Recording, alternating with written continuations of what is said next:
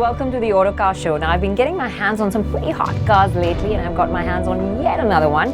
Well, this one looks seductive. And it sounds like that. And it goes like that.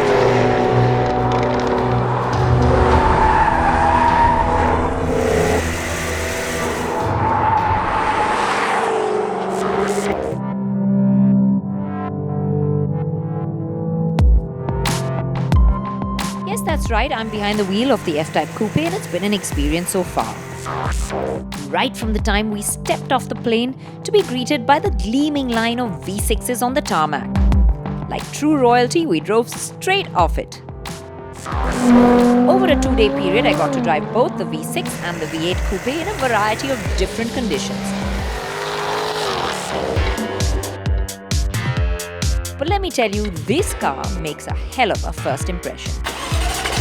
Started up and there's this nice burble from the exhaust that promises a lot more to come. And that's what you really want out of a sports car. A nice soundtrack to accompany you, right? It's not raspy, it's not coarse. It's just the right kind of growl.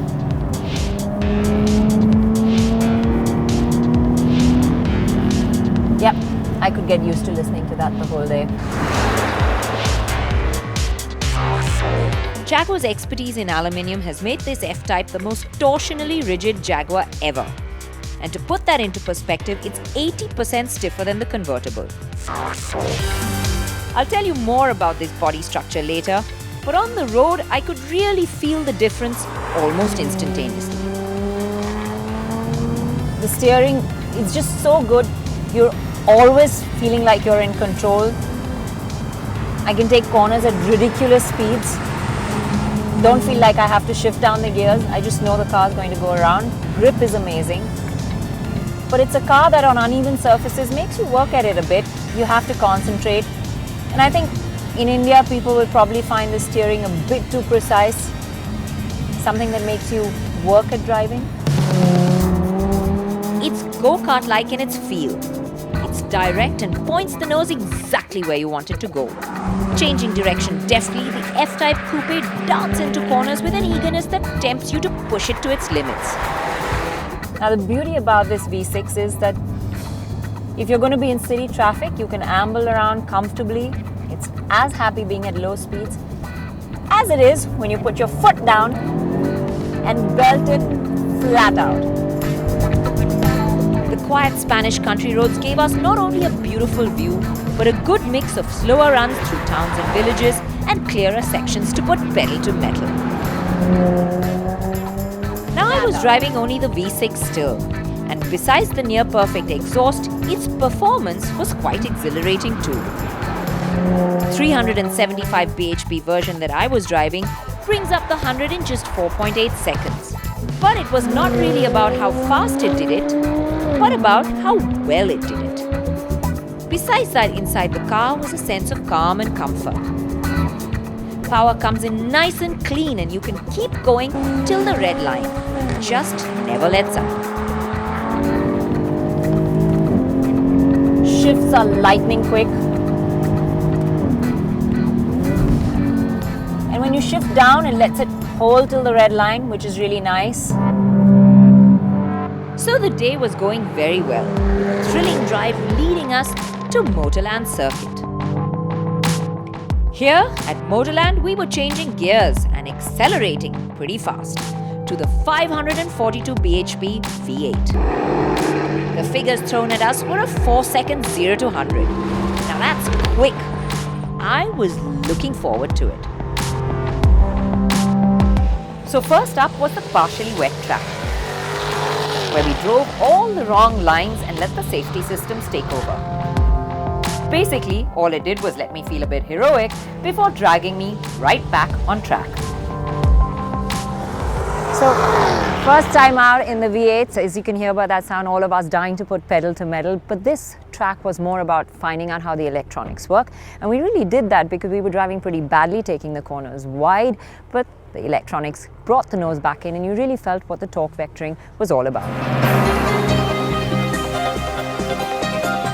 This exercise done, the real track beckoned. And as it unfurled in front of me, my right foot took over. So I'm really glad to have got the track to drive the V8 because it's just so much more raw. The supercharged V8 has power on tap and it belts it out instantly every time you put your foot down. You get pinned to the back of your seat and watch the track just fly by. See the spoiler pop up in your rear view to give you extra downforce till the corner comes in and you get to test the carbon ceramic brakes. No matter how late you brake, they bring you back in control. Still dynamically, this car keeps you involved. And the second generation active differential, and as we saw earlier, the first time in a Jag torque vectoring, ensure that you stay on line no matter how hard you push. Controlling the understeer, very efficient. Still, the beauty about all these systems are that they never let the car feel boring and too controlled. There's just enough give to let you feel daring before you're brought right back. And when you get the straight, it's just pure ecstasy. The 8-speed quick shift has been recalibrated for the V8 and the closely stacked ratios in sports mode allow you to get the optimal performance out of the car. Every stomp of the right foot brings on a double dose of adrenaline, one with the power and the other with the soundtrack. Well, it's one thing to drive out on the track, but I was looking forward to the next day where we were going to have the V8s out on the road. So I'm hitting speeds of about 200 and the car feels as stable as I was driving at about 60 or 80. And for all the crazy fun things that this V8 can do out on a track, it's still impressive driving out on a straight line, cruising on a highway as well. Now, everything about this car holds your attention, and it's not only when you're accelerating. I love that crackle of the overrun. When you shift down the gears, the shift's lightning quick. Despite all the thrills, there were a few things to complain about too. You get a bit of wind noise filtering through the A-pillar, and there's a lot of road noise coming in from the tires as well. It drowns out the brilliant audio a bit, but only when you're flying by the countryside. On most counts, the coupe still really impresses. And I have to say that the ride quality of this car is still amazing me. Just considering how stiff everything is and the kind of dynamics it offers, the kind of driving pleasure it gives you, it's still a pretty pliant ride.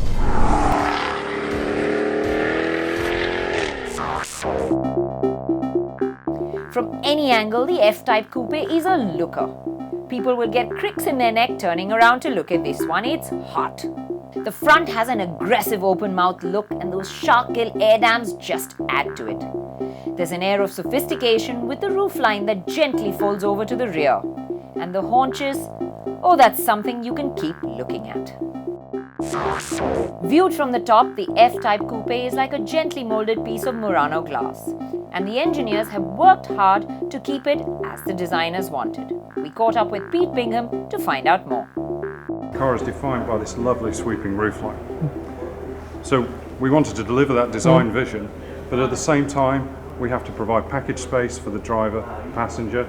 We have to meet legislation for roof crush. So the solution we have is this extruded hydroformed section here. Yeah, which actually you can do without a pillar, that means. That's right. So there's no pillar here. Yeah. What we've delivered is exactly what the designers wanted, almost to within a millimetre of the CX-16 concept that we showed. The most challenging part for the engineers was the single piece of aluminium pressing, which comes from the rear haunches, flows over the roof and down the A-pillar. It's probably the most extreme cold-formed aluminium side in the automotive industry. Well, it's great to be able to look under the skin of a car, but let's take a look inside as well. The interior is pretty much the same as the F-Type convertible, bringing richness and the uber luxe feel to a car that can thrill. Well, luckily the weather held out for us while we were driving here over the past 2 days, and it's been a hell of a load of fun with the Jaguar F-Type Coupe. Just the way this car looks and sounds is enough to want to make you run out and buy one, but there's so much more to it. Get behind the wheel and the way it involves you dynamically, it just sucks you in, talks to your heart, performance is great, and it comes with good doses of practicality too. Well, the E-Type was definitely an icon, and after 50 years, I think it has a worthy successor.